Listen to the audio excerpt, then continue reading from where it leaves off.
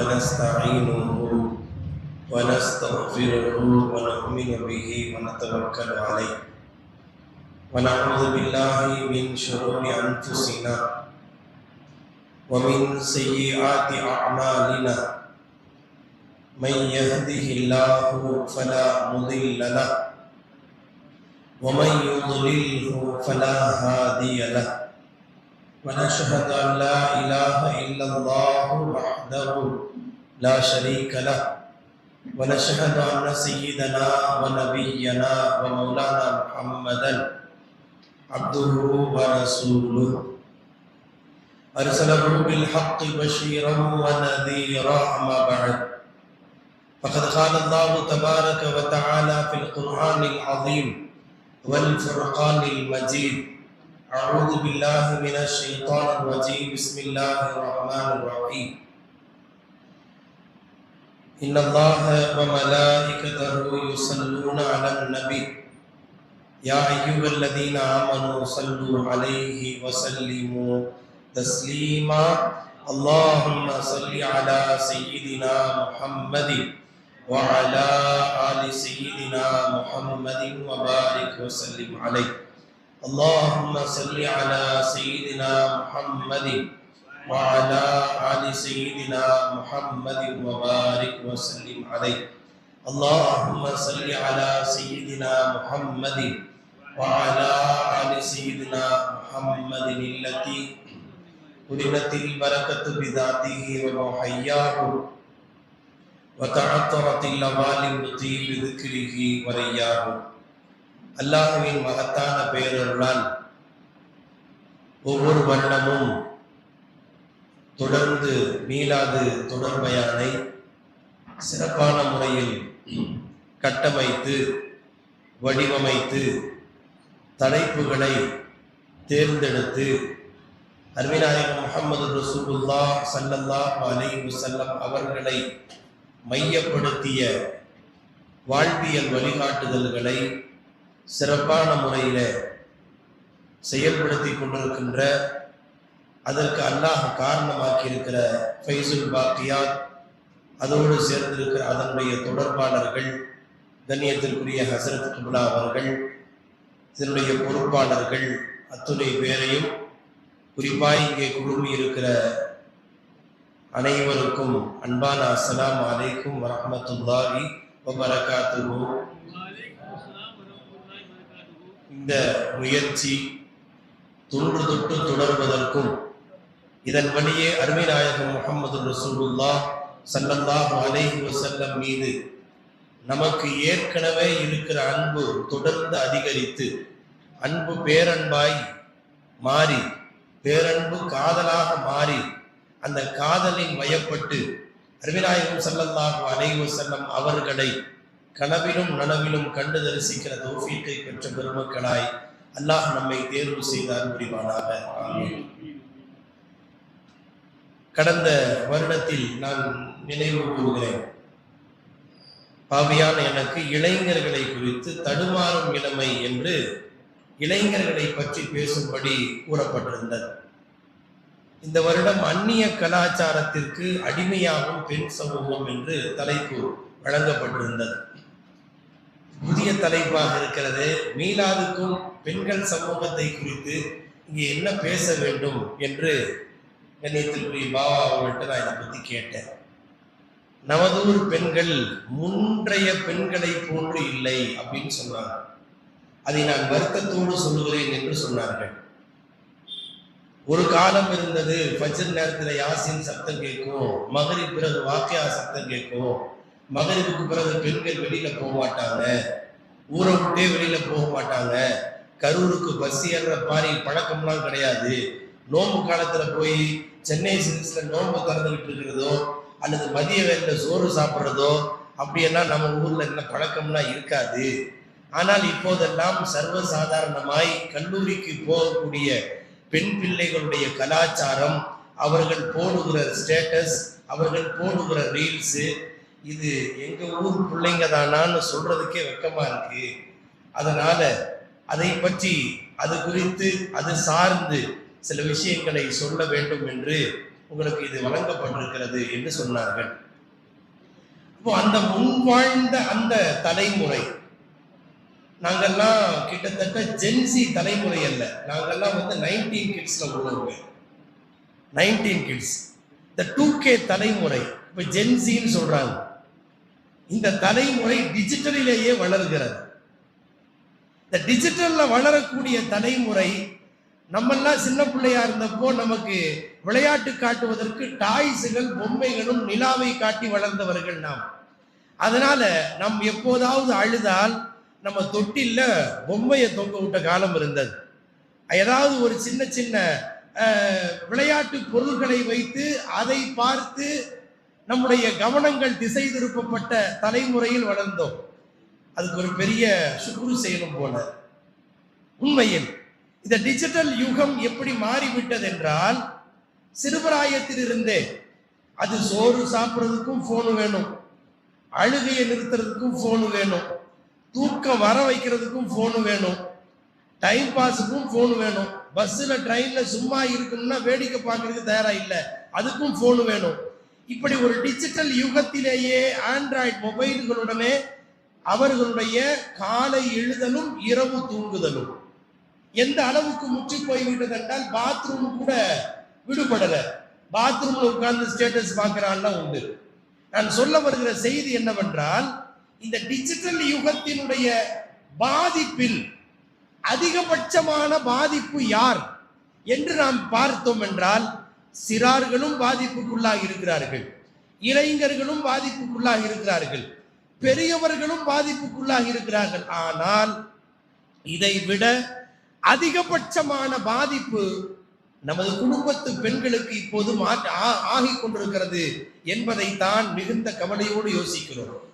ஒரு காலம் இருந்தது, இன்னும் ஒரு 5 வருஷத்துக்கு முன்னாடி வரைக்கும் கூட பெண்கள் இன்னும் வாட்ஸ்அப் தளத்திற்குள் வராமல் இருந்த காலம். வாட்ஸ்அப் தளத்திற்குள்ளாம் வராமல் இருந்தார்கள். அதிகபட்சமாய் வீட்டிலே இருக்கிற பெரியவர்கள் ஆண்களிடத்தில் வாட்ஸ்அப்கள் இருந்தன. இந்த சோசியல் மீடியாவினுடைய வேகத்தின் வளர்ச்சியில் இப்போது எல்லாரும் வாட்ஸ்அப்.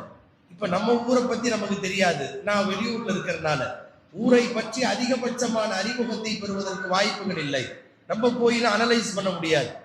பெரும்பாலும் இன்றைக்கு பெண்கள் எப்படி மாறி போய் இருக்கிறார்கள் என்றால், தங்களினுடைய உருவத்தை இப்போது ப்ரொஃபைல் போட்டோல வைக்க ஆரம்பிச்சிட்டாங்க.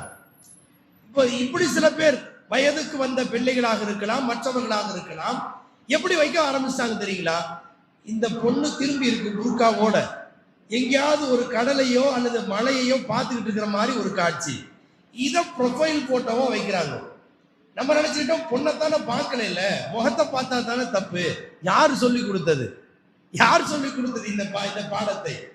பெண் என்பது முகத்தை பார்த்தால் மட்டும்தான் தவறு, ப்ரொஃபைல் போட்டோ வழியாக வெளியிலிருந்து பின்பக்கமா பார்த்தா தப்பு இல்லை.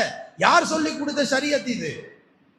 எனது ஆன்மீக தந்தை ஷேகுனா கப்லா அவர்கள் அடிக்கடி சொல்லுவாங்க, பெண்களுடைய பர்தாவில் 2 பர்தா முக்கியமானது. நம்ம ஒரு பர்தாவை பற்றியே நாம் பேசிக் கொண்டிருக்கிறோம். ஷரீஆ 2 பர்தாவை சொல்கிறது. அவுரத்துடைய சட்டம், மறைக்க வேண்டியதன் சட்டத்தை 2 சட்டம் சொல்கிறது என்று நிசாமி ஹசரத் அவர்கள் அடிக்கடி சொல்லுவாங்க. ஒன்னு சத்ருல் அவுரத்துன்னு ஒண்ணு இருக்கு, சத்ரு சூரத்துன்னு ஒண்ணு இருக்கு. ஒரு பெண் பர்தா அணிகிறார் என்று வைத்துக் கொள்ளுங்கள். பர்தா போடுறாங்க ஆனா டைட்டா இருக்கு, பர்தா போடுறாங்க ஆனா டைட்டா இருக்கு, அல்லது இருக்கிற பர்தாவை பின்னாடி வச்சு கவுரு வச்சு கட்டுறாங்க என்று வைத்துக் கொள்ளுங்கள். இன்னைக்கு எல்லாம் இருக்கிற ட்ரெண்ட் அப்படித்தானே போயிட்டு இருக்கு. இப்போது போடுகிறோம் என்றால் ஒரு பெண் அவருடைய உடல் மறைக்கப்படுகிறது. பர்தாவில் 2 ஃபர்துகள், ஒன்று சத்ருல் அவுரத், உடலை மறைத்தல் என்பது ஒரு ஃபர்து, இரண்டாவது சத்ரு சூரத், உடல் அமைப்பை மறைத்தல் என்பது 2வது ஃபர்து.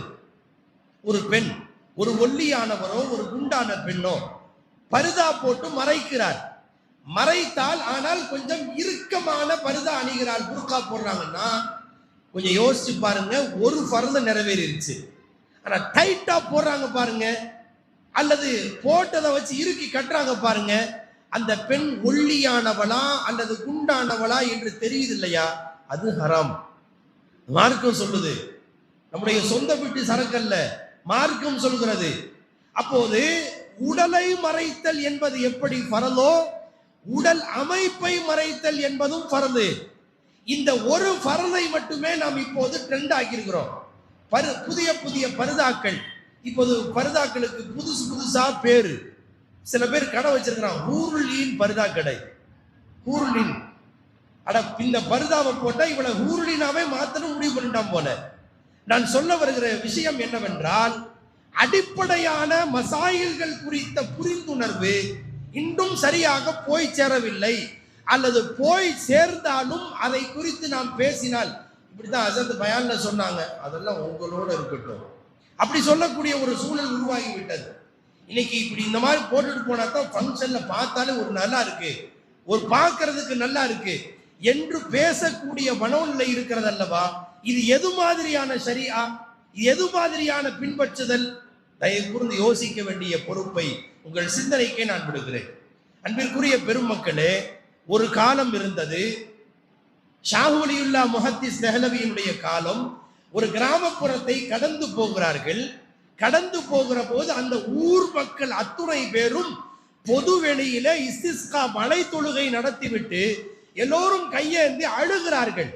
இவர்கள் பயணத்திற்கு இடையில இவர்களும் நீண்ட நேரம் அவர்களுடைய துஆவை கேட்டுக்கொண்டே இருக்கிறார்கள்.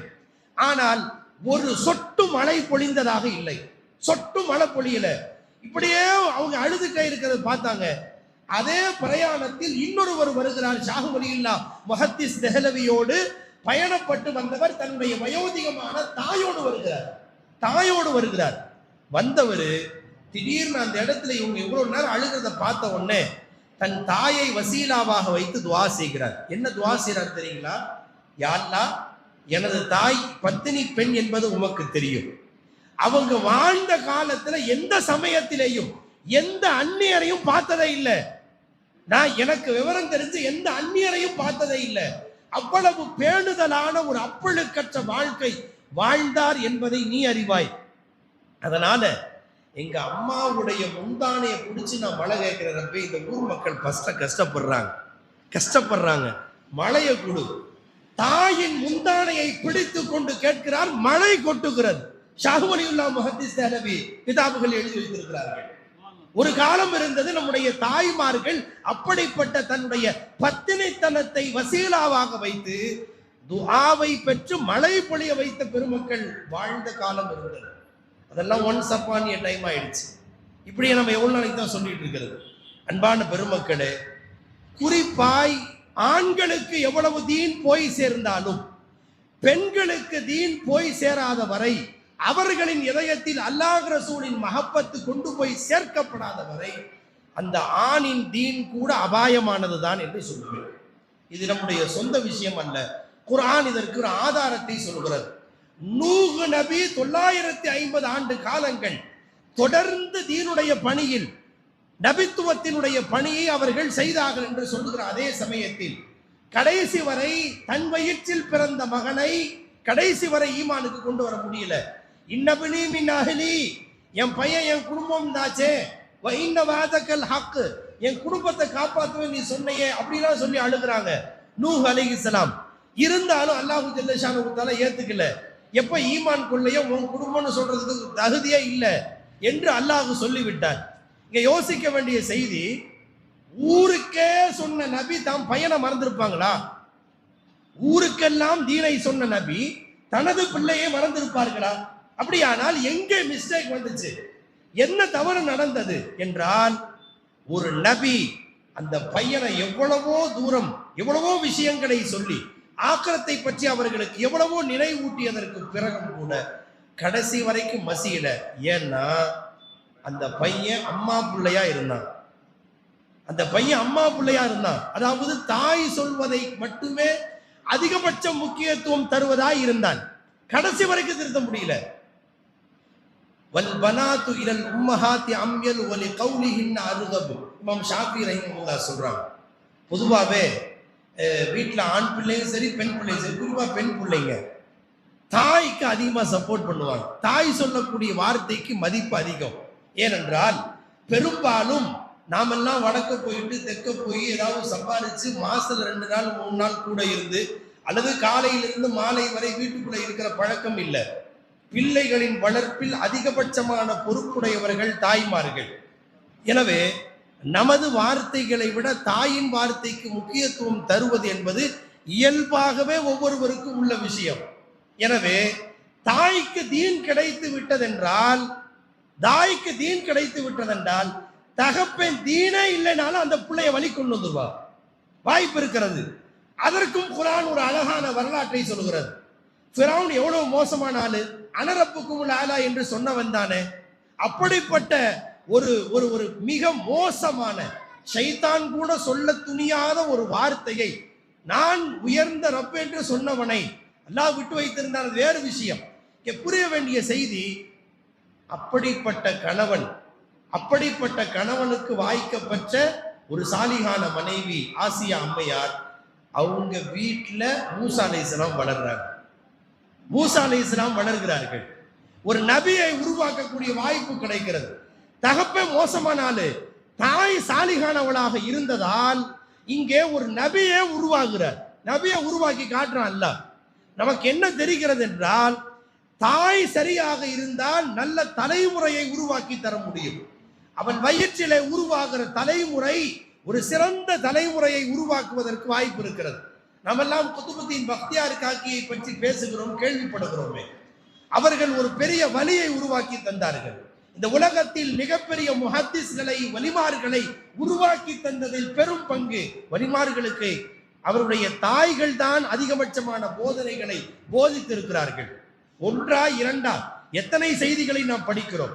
உலகத்தில் அஸஹுல் குத்துபி பாத கிதாபில்லா, குர்ஆனுக்கு அடுத்து ஆக சிறந்த சஹீஹான நூல் புகாரியை உருவாக்கிய இமாம் புகாரி. அவங்களுக்கு 5 வருஷம் வரைக்குமே கண்ணு தெரியாது. அந்த தாய் என்ன அழுதுருப்பாங்க, என்னுடைய பிள்ளைக்கு பார்வை வர வேண்டும் என்று.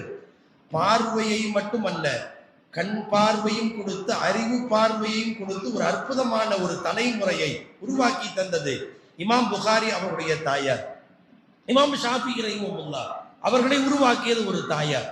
காஜா முஈனுத்தீன் சிஷ்தி ரஹிமஹுல்லாஹ் அவர்கள் உருவாக்கப்படுவதற்கு தர்பியாவிற்கு அடிப்படை காரணமாய் ஒரு தாயார் இருந்தார்கள். எத்தனை வரலாறுகளை வாசித்து பாருங்கள். ஒரு தாய் தர்பியாவை பெற்றுவிட்டார் என்று சொன்னால் சிறந்த தலைமுறையை உருவாக்க முடியும். ஆனா அந்த தாய் மட்டும் மோசமா போயிட்டா குடும்பமே, வேறு வார்த்தையில சொல்றதா, குட்டிச்சோரா போயிடும். அப்படிப்பட்ட ஆபத்து இருக்கிறது. ஒரு தகப்பனுக்கு எவ்வளவு தீன் கிடைத்திருந்தாலும், தக்வாவை பெற்றிருந்தாலும், பெண்ணுக்கு அதே அளவுக்கு தீன் கிடைக்க பெறவில்லை என்றால் ஒரு தகப்பன் தன் குடும்பத்தை சரியான பாதையில் வழிநடத்தி செல்ல முடியாது. அவருடைய டேஸ்டுக்கு இந்த பெண் ஒத்துழைக்காத வரை சரியான குடும்ப கட்டமைப்பை உருவாக்கவே முடியாது. அது சாத்தியமே இல்லை. பெரும்பாலும் உளவியல் ரீதியாக நாம் சொல்ல வருகிற செய்தியை நான் சொல்றேன். ஒரு சில சமயங்களில் சில மாற்றங்கள் இருக்கலாம், சில விதிவிலக்குகள் இருக்கலாம் என்பது வேறு விஷயம். எனவே ஆண்களுக்காக செய்யப்படுகிற முயற்சி ஒரு பங்கு என்றால், பெண்களுக்கு செய்யப்படுகிற முயற்சி 2 மடங்கு முயற்சிகள் செய்யப்பட வேண்டும். அவர்களை உருவாக்குவதில், குறிப்பாய் அவர்களுடைய வாலிப காலங்கள் பாதுகாக்கப்படுவதில், அவர்களுக்கான தர்பியாவில் கூடுதல் முக்கியத்துவம் வழங்கப்பட வேண்டும். நீங்க என்னதான் நீங்க எல்லாம் படிச்சு பயான் செஞ்சாலும், சமயங்களில் அன்றைக்கு ஒரு பயான்ல அல்லாஹ் சொல்ல வச்சார், பொதுவாக மார்க்கத்தில் எது ஹலால் எது ஹராம், இது மார்க்கத்தில் திருமணத்தில் இதெல்லாம் செய்யக்கூடாது, இதெல்லாம் செய்யலாம், இந்த மாதிரிலாம் இது மூட நம்பிக்கை, இப்படியெல்லாம் ஹசரத்து உட்கார்ந்து மெனக்கெட்டு 1/2 மணி நேரம் பயான் இருப்பாங்க. நம்ம பயானை கேட்டிருப்போம். வீட்டுக்கு போய் ஏதாவது திருமண சமயங்கள்ல இப்படியெல்லாம் செய்யக்கூடாதுன்னு சொன்னாங்க, இதெல்லாம் சம்பிரதாயம், இதெல்லாம் மார்க்கத்தில் இல்லைன்னு ஹசரத்துலாம் பயான் செஞ்சாங்க அப்படின்னு சொல்லி பாருங்க. வீட்டில் வயசான ஒருத்தவங்க ஏதாவது 1-2 பேர் இருப்பாங்க. அந்த காலத்தில் செஞ்சாங்கன்னா விவரம் இல்லாமல செஞ்சிருப்பாங்க, காரணம் இல்லாமல செஞ்சிருப்பாங்க. அப்படி சொல்லி நம்மளை ஆஃப் பண்ணிடுவாங்க. எத்தனை விஷயங்கள் இருக்கிறது. இது உதாரணத்திற்கு 1-2. இப்படியே கொஞ்சம் யோசிச்சு பார்த்தா நிறைய விஷயங்கள் உங்கள் சிந்தனைக்கு வரும். கலாச்சாரங்களை முறைப்படுத்த வேண்டும் என்றால் முதல்ல பெண் சமூகத்தை முறைப்படுத்த வேண்டும். இது தப்பு, அது தப்பு, இப்படி எல்லாம் போறாங்க, அப்படி எல்லாம் போறாங்க, காலேஜுக்கு போறாங்க, அவங்க போடுற ரீல்ஸ் ரொம்ப மோசமா இருக்கு, ஸ்டேட்டஸ் மோசமா இருக்கு. முதல்ல அடிப்படையை சீர் செய்ய வேண்டிய பொறுப்பு நமக்கு இருக்கிறது. எனவே இது பேசி கலைந்து விடுவதோடு முடிந்து விடக்கூடாது. முதல்ல மொத்த ஜமாஅத்திற்கென்று ஒரு ஒரு ஒரு உசூல் நியதிகளை உருவாக்கணும். யாரோ அன்னைக்கு பேசிட்டு இருக்கும் போது என்கிட்ட நம்ம ஊருக்கு வந்தப்ப சொன்னார், இன்னமும் திருமணங்கள்ல நம்ம ஊருடைய கலாச்சாரம் பாதுகாக்கப்பட்டிருக்குன்னா, இன்னைக்கு ஆணுக்கு தனி டைனிங்கு, பெண்களுக்கு தனி டைனிங். இது இந்த ஊர்ல மட்டும் இன்னும் பாதுகாப்பா இருக்கு. எல்லா ஊர்களையும் அது பறி போயிடுச்சு. நம்ம கூச்சப்பட்டு உட்கார்ந்தாலும் சர்வ சாதாரணமா இதெல்லாம் சோசியல், அதுக்கு பேர் சோசியலா நாங்களா இருக்கிறோம் அப்படின்னு யாரோ சொல்லி கொடுத்து எப்படி போயிட்டு இருக்கு பாருங்க. பர்தாவை பற்றி எல்லாம் அவர்களுக்கு அக்கறை இல்லை. ஒரு பெண் எப்போது சர்வ சாதாரணமாக வெளியே வர துவங்குகிறாளோ அவளுடைய ஹயா அவளிடமிருந்து பறிக்கப்பட்டு விடுகிறது. பெண் சமூகத்திற்கு அழகே ஹயாதான், வெட்கம்தான். வெட்கம் பறி போய்விட்டால் எதையும் செய்ய துணிவாள். அது சினாவாக இருக்கலாம் அல்லது வேறு எதுவாக இருக்கலாம். வெட்கத்திற்கு அதிகபட்ச முக்கியத்துவத்தை மார்க்கம் சொல்கிறது. அபிநாயகம் முஹம்மது ரசூலுல்லாஹ் ஸல்லல்லாஹு அலைஹி வஸல்லம் அவர்கள் எவ்வளவு வெட்கப்படுவாங்கங்கிறத பத்தி ஆயிஷா அம்மா சொல்றாங்க. புதுசா வயசுக்கு வந்த புள்ள, நான் சொல்றது இந்த புள்ள இப்போ உள்ள பிள்ளை அல்ல, நான் சொல்றது இந்த இப்போ உள்ள வயசு பிள்ளை அல்ல, காலேஜுக்கு போற பிள்ளை. நான் காலேஜுக்கு போறேன்னா தப்பா நினைச்சுக்க வேண்டாம். கல்வி படிக்கணும், பெண் சமூகம் படிக்க வேண்டும், உயர்நிலைக்கு வர வேண்டும், டிஎன்பிஎஸ்சி எழுதணும், நல்ல நல்ல உயர்ந்த பொறுப்புகளுக்கு வர வேண்டும், பர்தாவோடு அவர்கள் காரியமாற்ற வேண்டும். அதை நான் ஆதரிப்பவன். அதற்கு முக்கியத்துவம் இருக்கிறது.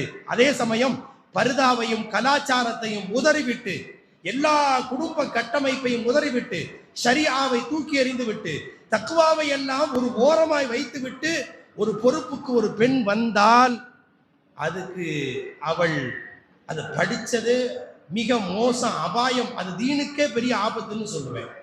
எனவே நான் சொல்ல வருகிற செய்தி, ஒரு புதுசா வயசுக்கு வந்த பொண்ணு சர்வ சாதாரணமா வெளியில எட்டி பார்க்கறதுக்கே கூச்சப்படுவாங்க. பொதுவாக யாரிடமும் பேசுவதற்கு கூச்சப்படுவாங்க. அந்த மாதிரியான ஒரு ஹயா, வெட்கம் இருக்கும். இப்ப ஆயிஷா சொல்றாங்க, வயதுக்கு வந்த பெண்ணிடத்தில் என்ன வெட்க உணர்வு இருக்குமோ அதை விடவும் கூடுதலான வெட்கம் நபி ஸல்லல்லாஹு அலைஹி வஸல்லமுடைய கண்களில் இருந்தது. நபியினுடைய கண்களில் கண்ட வெட்கத்தை பற்றி ஆயிஷா ரலியல்லாஹு அன்ஹா சொல்கிற செய்தி. அப்படிப்பட்ட வெட்கத்தை பெண்களுக்கே உரித்தானதாக முஹம்மது ஸல்லல்லாஹு அலைஹி வஸல்லம் சொன்னாங்க.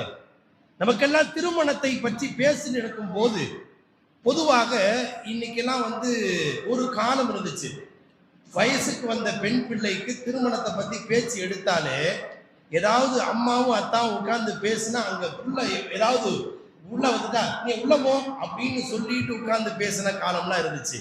இன்னைக்கு அவங்களையும் உட்கார வச்சு கருத்து, உங்களுடைய ஃபீட்பேக்ஸ், உங்களுடைய கமெண்ட்ஸ் இப்படியா போயிட்டு இருக்கு. இன்னைக்கு சமயங்களில் நம்மை விட முந்தி கொண்டு எனக்கு இந்த மாதிரி அந்த மாதிரி என்றெல்லாம் அவர்கள் க்ளூ கொடுக்குறாங்க.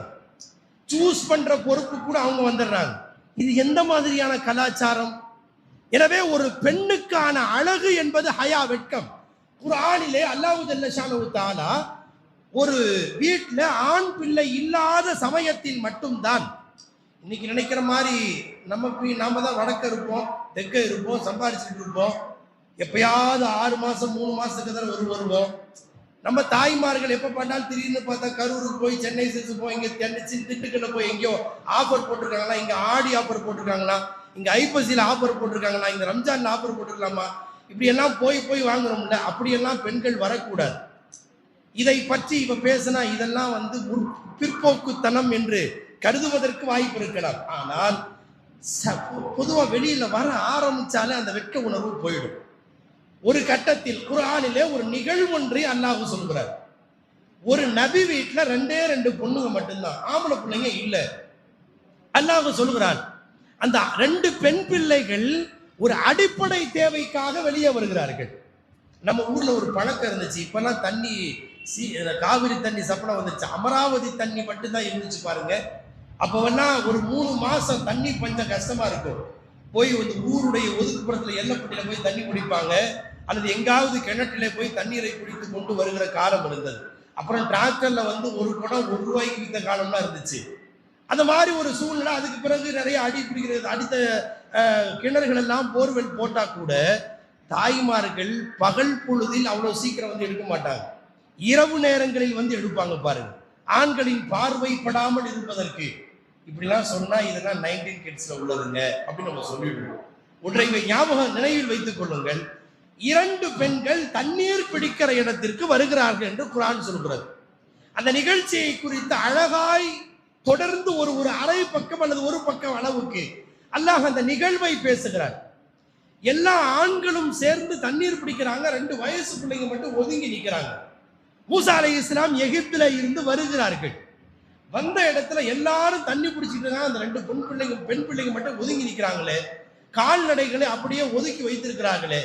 போய் கேட்கிறாங்க, உங்களுக்கு என்ன விஷயம், எதனால் இப்படி ஒதுங்கி நிற்கிறீங்க, வர்றவங்கெல்லாம் தண்ணி பிடிச்சிட்டு இருக்கிறாங்களே அப்படின்னு கேட்கிறாங்க. ஏன் வீட்டில் ஆம்பளைங்கெல்லாம் யாரும் இல்லையா, என்ன காரணம் அப்படின்னு கேட்கிறாங்க. அப்போது அந்த பெண் சொல்கிறார், என்ன காரணம் சொல்றாங்க, எங்க வீட்டில் வந்து ஆண் பிள்ளைகள் யாரும் இல்லை, அபூனா ஷைഖுன் கபீர், எங்க வீட்டில் ஆண் பார்த்தா தகப்பை மட்டும்தான், ஆனா அவரும் வயது முதிர்ந்தவர். அபூனா ஷைഖுன் கபீர், எங்களுடைய தகப்பனார் மிகவும் வயது முதிர்ந்தவர், அதனால நாங்க வெளியில வந்திருக்கோம் அப்படிங்கிற காரணம் சொல்றாங்க. அப்ப ஒரு பெண் வெளியே வரக்கூடிய ஒரு சூழ்நிலை அடிப்படை தேவைக்காக இந்த மாதிரி சிச்சுவேஷன்ல மட்டும்தான் வரணும் என்று மார்க்கம் தெரியப்படுத்தி இருக்கிறது. இன்றைக்கு அந்த அடிப்படையான காரணங்கள் விடுபட்டு போய் ஏதோ கல்விக்காக வெளியில வர ஆரம்பிச்சோம், மருத்துவத்துக்காக வெளியில வர ஆரம்பிச்சோம். இது காலப்போக்கில் இதுவெல்லாம் சாதாரணமாக ஆகிவிட்டது. எனவே அன்பான பெருமக்களே, இந்த கலாச்சாரம் கொஞ்சம் கொஞ்சமாக பறிபோய் கொண்டிருக்கிறதுன்னு பேசிக்கிட்டே இருந்தா பூனைக்கு யார் தான் மணி கட்டுறது? இன்னைக்கு எப்படி ஆயிடுச்சு தெரியுங்களா? பல ஊர்களில் இது ட்ரெண்ட். அந்த ஊருடைய கலாச்சாரம் பல நாடுகளிலும் பல பகுதிகளில் இருக்கிற கலாச்சாரம் நமது ஊரிலும் வந்திருக்கிறது. இந்த திருமணத்துக்கு என்கேஜ்மெண்ட் வைக்கிறாங்க பாருங்க, பேசி முடிக்கிறதுக்குன்னு ஒரு தனி ஃபங்க்ஷன் மார்க்கெட்ல இல்லை. அது என்னமோ பெருசா ஒரு பெரிய ட்ரெண்டா. யார் சொல்லி கொடுத்ததுங்க? என்னுடைய ஷேக்னா குப்லா அவர்களை என்னுடைய முதல் மகனுடைய பெயர் வைப்பதற்காக, அவங்க அப்பதான் பிறந்து அவருக்கு அவங்க ஷேக்னாவாத் பேர் வைக்கணும்னு ஆசைப்பட்டேன். பேரை சொல்லிட்டாங்க. பெயர் வைக்கிறதுக்காக நான் அழைக்கணும்னு ஆசையோட கூப்பிட்டேன். தாங்க எங்க வீட்டில் வந்து என் பையனுக்கு பேர் வைக்கிற ஃபங்க்ஷன் வைக்கணும்னு ஒரு பெரிய முயற்சியோட நான் உட்கார்ந்துருக்கேன். ஃபோன் பண்ணி சர்க்கார் நீங்கள் வரணும் அப்படின்னு கூப்பிட்டேன். சர்க்கார் சொன்னாங்க, ஷரியத்தில் எங்கேயாவது பேர் வைக்கிற ஃபங்க்ஷன் ஒரு ஃபங்க்ஷன் இருக்காமான்னு கேட்டாங்க. குர்ஆன்ல, ஹதீஸ்ல, நபிமாருடைய வரலாறுல, தாபீன்கள் வரலாறுல பேர் வைக்கிற ஃபங்க்ஷன் ஒரு ஃபங்க்ஷன் இருக்கான்னு கேட்டாங்க. எனக்கு தூக்கி வாரி போட்டுச்சு. அப்படி ஒன்று நான் பார்த்ததே இல்லையே. அப்பதான் பிடிச்சி நம்ம பழக்கத்தில் நம்ம பழக்கி வச்சிருக்கிறோம். அதுல இவரை கூப்பிடணும் அவரை கூப்பிடணும், அவரு வரலைன்னா இது இப்படி பெரிய சிக்கலாகும். சொன்னாங்க, இப்படி ஷரியத்துல இல்லாத ஒரு விஷயத்துக்கு ஒரு ஷேக்கை கூப்பிட்டு நீங்க இப்படி பேர் வைக்கிறதுன்னு சொன்னா அது தப்பா போகாதாமா, நல்லா யோசனை பண்ணீங்களா, நீங்களும் ஓதி பிடிச்ச ஆளும் தரன்னு. அப்பதான் எனக்கு யோசனை வந்துச்சு, ஓஹோ நம்ம இப்படி யோசிக்க மறந்துட்டோமே. நான் ஒரு முறை சொல்றேன், அகீகா வைக்கணும்னு ஒரு சுன்னத்து இருக்கு. அந்த சுன்னத்தை யாரும் செய்யறது இல்லை. அதை முறைப்படுத்தி அதை விருந்து உபசரிப்பு செய்யற பழக்கம் இல்லை.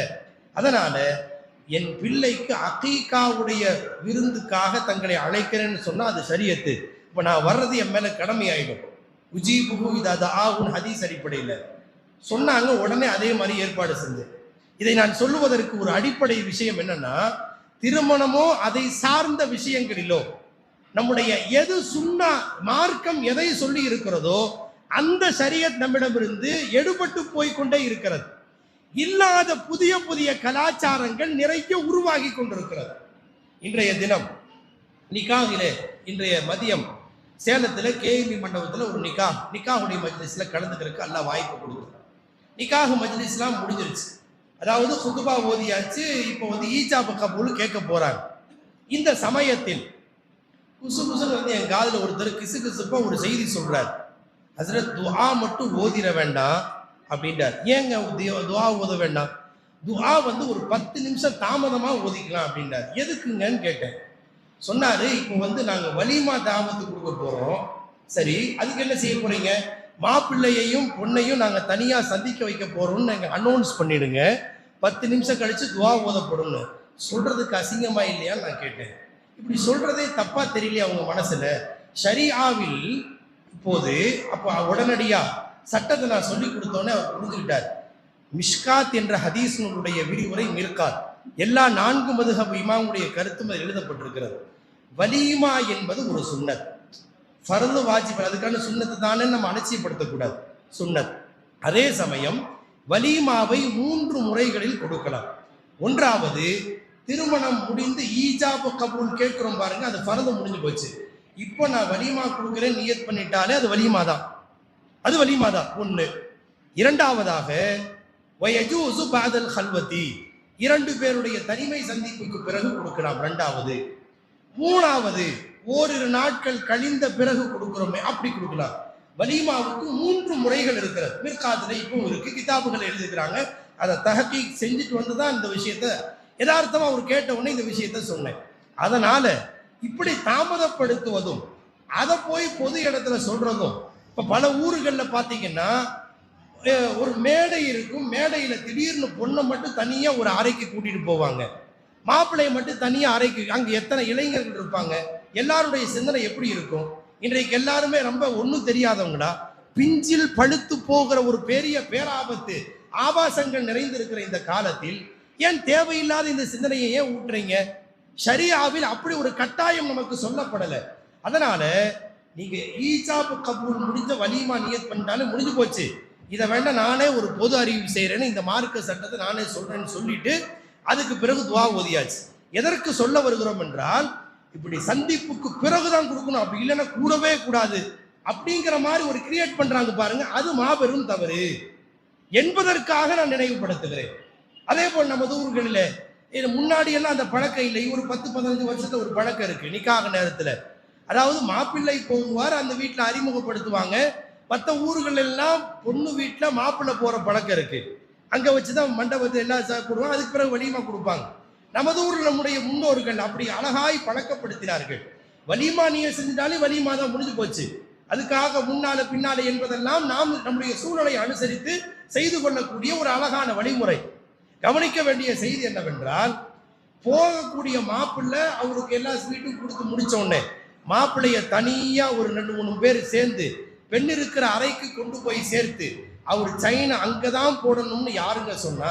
ஏன் முதல்ல சந்திக்கும் போது கூட போட்டுக்கலாமே, வாய்ப்பு இருக்கிறது. அப்ப எல்லாரும் மொத்தமாய் கூடி இருக்கிற அந்த சபையில் அங்க எல்லாரும் சேர்ந்து ஓன்னு ஒரு சத்தம் போட்டு அதை ஒரு பெரிதுபடுத்தி கூச்சத்தை பற்றிய ஒரு சூழலை இல்லாத ஆக்கி இன்னைக்கு இதெல்லாம் ஒரு ட்ரெண்டா மாறிட்டு வருது. இது ஒரு இந்த அசிங்கமாக இது நமக்கு படவில்லையா? அந்த திருமணத்தில் எத்தனை இளைஞர்கள் மனமுடிக்கக்கூடிய தேவை உடையவர்கள் இருப்பார்கள். அவங்களுடைய எண்ண ஓட்டங்களில் சைத்தான் வசவசா போடுறதுக்கு வாய்ப்பு இருக்கா இல்லையா? மகரை அப்போதுதான் செலுத்த வேண்டும், அப்போதுதான் போடணும் யாரு சொன்னார்? மகரை பெறுவதற்கு முதல் தகுதி உடையவர் பெண்ணுடைய தந்தை தான்.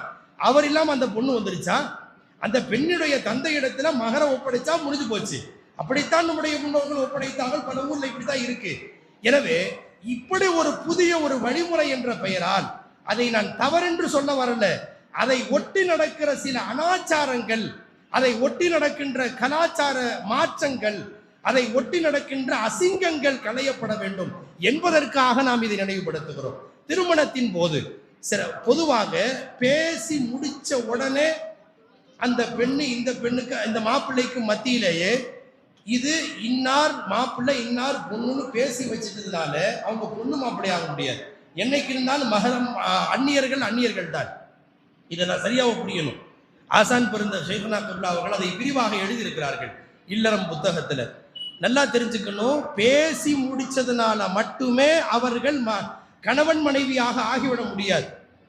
நல்லா தெரிஞ்சு நிக்காகுடைய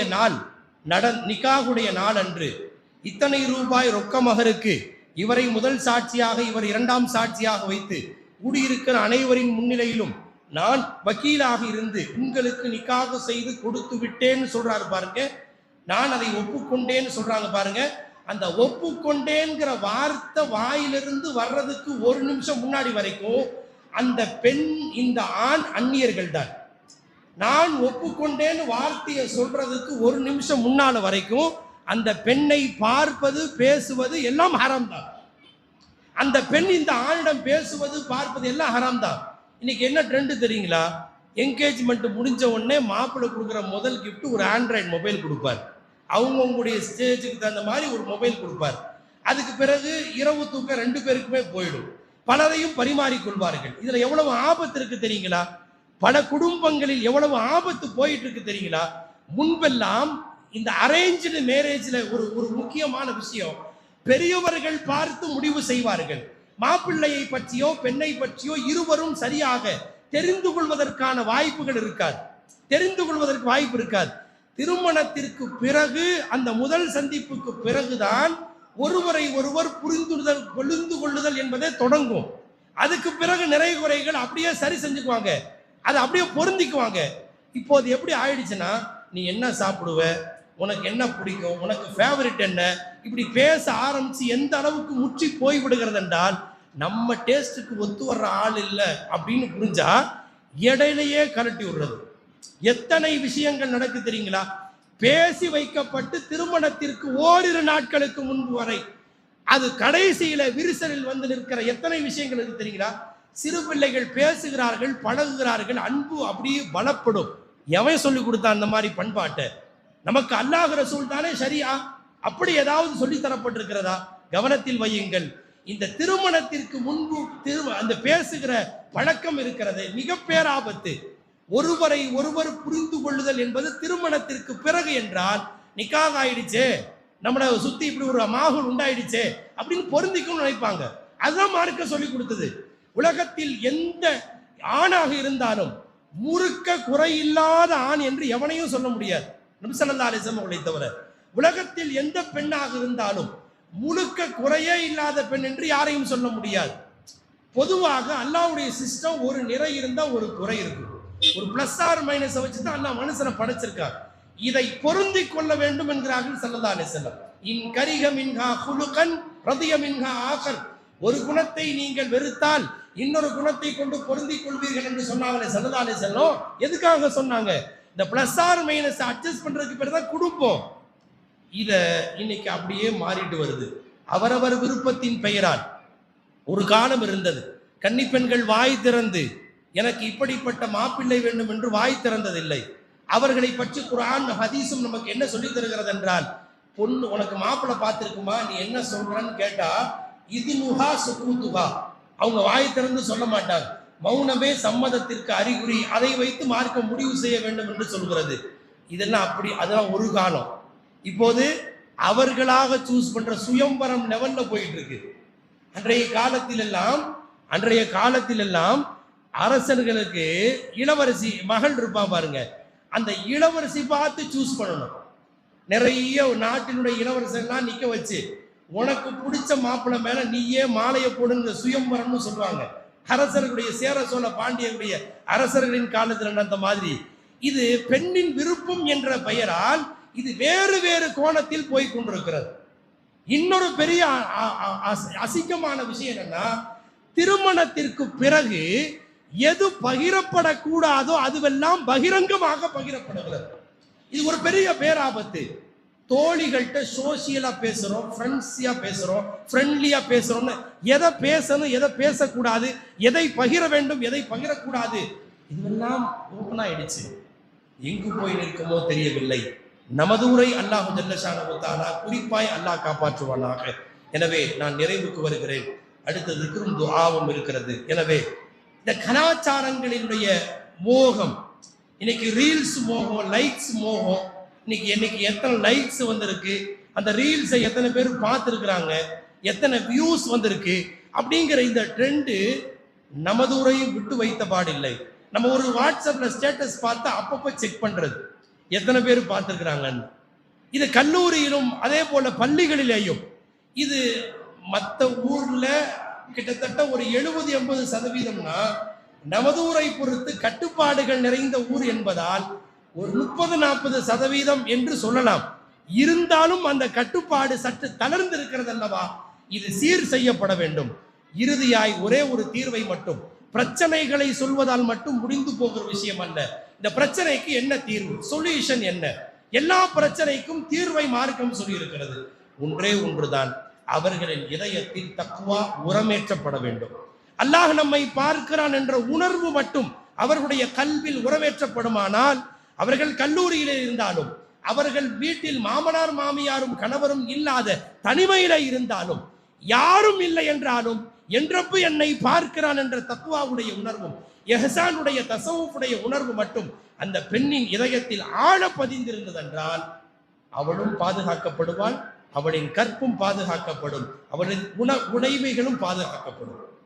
ஒரு ஒரு வறுமையின் உச்சத்தில் பசியினுடைய தாக்கம் தாங்க முடியாமல் ஒரு தக்வா நிறைந்த சாலிகான பெண்மணி, நான் சொல்வது ஹிஜ்ரி 400 நடந்த செய்தி, ஷேகுனா ஒரு தடவை சொன்னாங்க.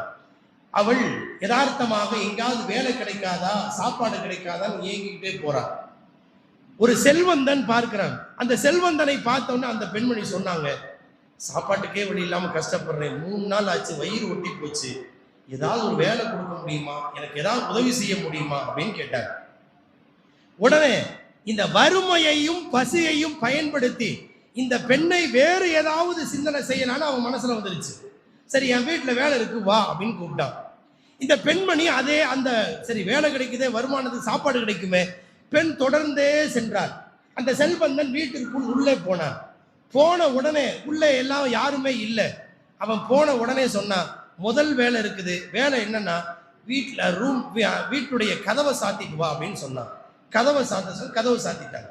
சரி, எல்லா ஜன்னலையும் சாத்துன்னு சொன்னான். அந்த பெண் புரிந்து கொண்டாள். இந்த பெண் சரியாக புரிந்து கொண்டாள். எல்லா ஜன்னலையும் சாத்திட்டியா அப்படின்னு கேட்டான்.